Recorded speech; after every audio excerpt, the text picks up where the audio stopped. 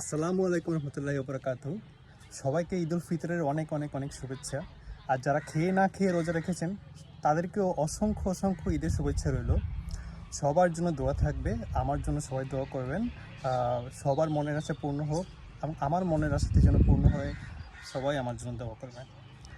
গতকাল রাত থেকে দেখছিলাম সবাই আমাকে তাদের মোবাইল নাম্বারটি দিচ্ছিল। তো অনেকের নাম্বার আমার কাছে ছিল না, আমি সবার নাম্বারগুলোই সেভ করে রেখেছি। আম, আশা করি আমাদের কখনো কখনো কথা হইতে পারে। আম, আরও কী কী যেন লিখেছিল নাম্বারের সাথে, তো আমি ওগুলো পড়ার আসলে সময় পাইনি, অনেক ব্যস্ত ছিলাম যেহেতু ঈদের সময়।